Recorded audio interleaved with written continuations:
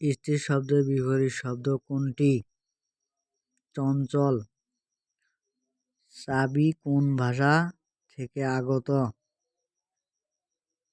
Portuguese. আমরাগাছী করা বলতে বোঝায় তোষামোদ করা। ফুল কি ফোটেনি শাকে, পুষ্পারতি লবে নি কি? শূন্যস্থানে কি হবে? ঋতুর রাজন।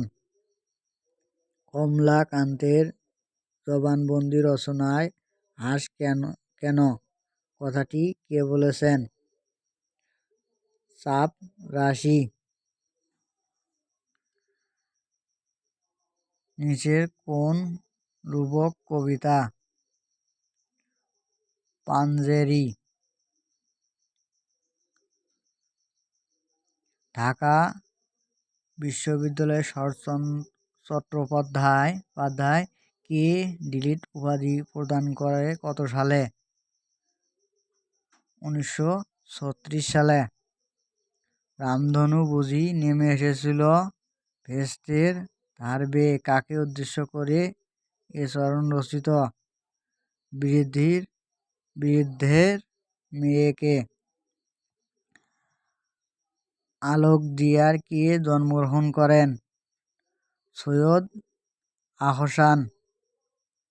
কুল কাঠের আগুন বলতে বোঝায় তীব্র জ্বালা। তার ধন আছে কিন্তু বিদ্যা নেই, বাক্যটি কোন শ্রেণীর? যৌগিক।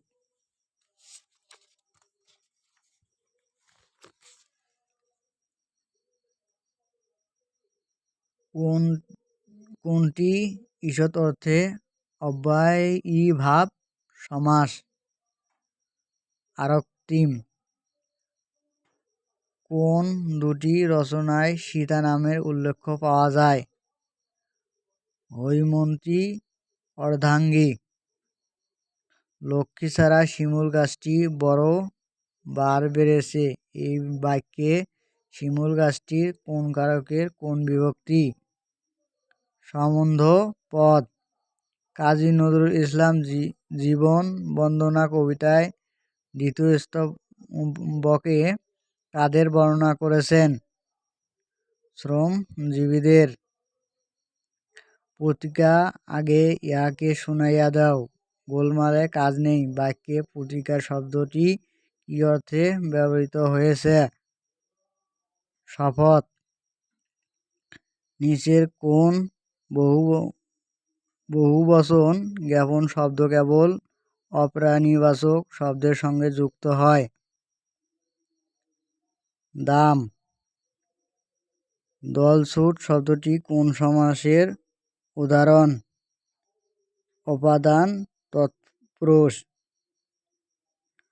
আদিত্য শব্দের সমার্থক শব্দ কোনটি? অর্ক।